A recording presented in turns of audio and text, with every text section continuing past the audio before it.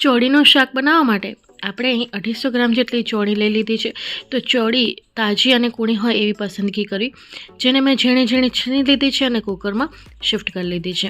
હવે આની અંદર હું 1.5 ગ્લાસ જેટલું પાણી નાખીશ। આ 250 ગ્રામ જેટલી ચોળી છે તો એની સામે મેં 300 ગ્રામ જેટલા બટેટા લીધા છે। તો અહીં ચોળી અને બટેટાનું પ્રમાણ તમે તમારા ટેસ્ટ અકોર્ડિંગ ઉપર નીચે કરી શકો છો। સાથે આપણે 4 મીડિયમ સાઇઝના લાલ અને પાકા ટમેટાં લીધા છે।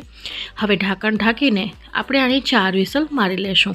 જ્યાં સુધી ચોળી બટેટા બફાય છે ત્યાં સુધી આપણે એક મસાલો તૈયાર કરી લેશું, જેના માટે મેં એક ખાંડડી લઈ લીધી છે, જેની અંદર 10 કળી લસણની લઈ લીધી છે અને તીખાસ માટે 2 લીલા મરચાં લીધા છે।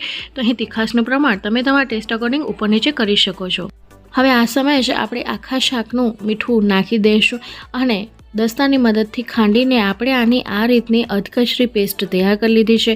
તો આ પેસ્ટની અંદર જ આપણે બાકીના મસાલાઓ એડ કરી દઈશું। તો સૌ પ્રથમ 1/2 ટીસ્પૂન જેટલું હળદર પાવડર નાખીશું, 1.5 ટીસ્પૂન જેટલું કાશ્મીરી લાલ મરચું પાવડર નાખીશું। અહીં મરચાંનું પ્રમાણ તમે તમારા ટેસ્ટ અકોર્ડિંગ ઉપર નીચે કરી શકો છો। 2 ટીસ્પૂન જેટલું ધાણા જીરું પાવડર નાખીશું અને શાકનો સ્વાદ વધારવા માટે આપણે 1/2 ટીસ્પૂન જેટલો દાળ શાકનો ગરમ મસાલો નાખીશું। તો અહીં તમે કોઈ પણ ગરમ મસાલો જે રૂટીનમાં વાપરતા હો એ નાખી શકો છો અને દસ્તાની મદદથી સારી રીતે ફરી પાછું ખાંડી લઈશું। તો અહીં તમે જોઈ શકો છો બધા મસાલાઓ ખંડાઈ ચૂક્યા છે। તો હવે આની અંદર આપણે થોડું પાણી નાખી દઈશું, જેથી વઘારમાં જ્યારે આ મસાલો નાખીશું ત્યારે મસાલાઓ છે બળી ન જાય।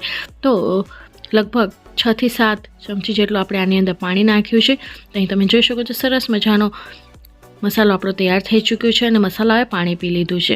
તો હવે આને આપણે સાઈડમાં મૂકી દઈશું, જેથી મસાલો છે એ થોડોક ફૂલી જાય।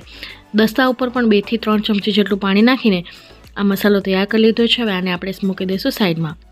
હવે કુકરની 4 વિસલ વાગી ચૂકી હતી। તમે જોઈ શકો ચોળી, ટમેટા અને બટેટા બફાઈ ગયા છે। તો ટમેટાની છાલ છે આપણે કાઢી નાખવાની છે, એને આપણે ફેંકી દઈશું, બાકીની વસ્તુ આપણે વાપરીશું। તો આવી રીતે ચાકુની મદદથી ટમેટાને થોડાક મેશ કરી લેશું। ત્યારે ટમેટા ગરમ છે એટલે આવી રીતે હલકા આપણે એવા કાપા પાડી લેવાના છે, એટલે નાના નાના ટુકડા થઈ જશે એના। તો આ ટમેટા પણ આપણા તૈયાર થઈ ચૂક્યા છે।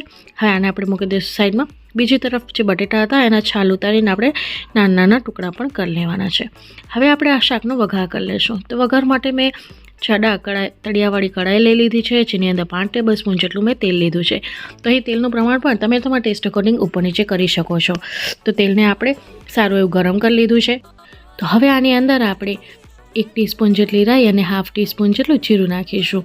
બંને સારી રીતે તતડે એટલે આપણે આની અંદર 4 થી 5 ચપટી જેટલી હિંગ નાખીશું। તો અહીં તમે જોઈ શકો છો રાઈ અને જીરું તતડવા લાગ્યા છે એટલે હવે આપણે હિંગ નાખી દઈશું। અહીં વઘારને સારી રીતે તતડાવવો ખૂબ જ જરૂરી છે, નહીં તો રાઈ જીરું છે એ ખાતી વખતે મોંમાં આવે છે। તો અહીં બધી વસ્તુ સારી રીતે તતડાઈ ગયા બાદ આપણે એક સૂકું કાશ્મીરી મરચાંને આવી રીતે ભાંગીને નાખીશું। આમ કરવાથી એનો સ્વાદ અને કલર બંને સરસ આવે છે। સાથે થોડાક લીમડાના પાન નાખીશું। તો અહીં વઘાર સારી રીતે તતડી ગયો છે। તો હવે ગેસની ફ્લેમને એકદમ સ્લો કરીને ખાંડીને જે મસાલો નાખ્યો તો એ નાખી દઈશું। તો થોડી વારમાં તમે જોશો કે પાણીનો ભાગ છે બળી જશે અને મસાલો સારી રીતે ફૂલીને તૈયાર થશે। તો આવી રીતે કન્ટિન્યુ ચલાવતા રહેવાનો છે જ્યાં સુધી પાણીનો ભાગ બળી ન જાય અને તેલ છૂટું પડવા ન માંડે। તો ધીરે ધીરે જોશો ને તો થોડીક જ મિનિટની અંદર આપણા મસાલો સારી રીતે તૈયાર થઈ જશે। અહીં તમે જોઈ શકો છો લગભગ 1 મિનિટનો સમય થઈ ચૂક્યો છે અને પાણીનો ભાગ બળી જતાં હવે આપણે આની અંદર 2 થી 3 ટેબલ સ્પૂન જેટલી કોથમીર નાખી છે, ઝીણી સમારેલી। આ સમયે કોથમીર એડ કરવાથી શાકમાં સુગંધ સારો આવે છે, સ્વાદ સારો આવે છે। અહીં તમે જોઈ શકો છો પાણીનો ભાગ લગભગ બળી ગયો છે અને તેલ છૂટું પડવા માંડ્યું છે। તો હવે આ સમયે આની અંદર આપણે જે ટમેટાને મેશ કરીને રાખ્યું હતું એ નાખી દઈશું અને ટમેટાને આ મસાલા સાથે આપણે પકવીશું। તો ટમેટાને ત્યાં સુધી પકવાના છે જ્યાં સુધી આ મસાલો થોડો ડ્રાય ન થઈ જાય, કારણ કે આજે આપણે સૂકું શાક બનાવવાના છીએ, જેને આપણે રોટલી પરોઠા સાથે સર્વ કરી શકીએ। જો ભાત સાથે તમે આ શાક ખાવાના હો તો આની અંદર તમારે આ સમયે થોડુંક પાણી એડ કરી દેવાનું। અત્યારે આજે આપણે કોરું શાક બનાવવાના છીએ તો આનું પાણી બળે ત્યાં સુધી આપણે મસાલાને પકવીશું। તો લગભગ 5 થી 6 મિનિટ આપણે આ મસાલાને પકવ્યા બાદ તમે જોશો કે આ રીતનું સૂકો મસાલો આપણો તૈયાર થઈ ચૂક્યો છે। તો હવે આ સમયે આપણે આની અંદર જે ચોળી બાફીને રાખી હતી એ નાખી દઈશું। અહીં તમે જોઈ શકો છો ફક્ત તેલનો જ ભાગ છે, જે પાણીનો ભાગ હતો એ બધું આપણે બળી ગયું છે। હવે આને આપણે એકવાર સારી રીતે મિક્સ કરી લેશું। તો મસાલા સારી રીતે કોટ થઈ જાય ત્યાં સુધી આપણે મિક્સ કરવાનો છે। હળવે હાથે મિક્સ કરીશું જેથી ચોળી છે ગીચો ન થઈ જાય।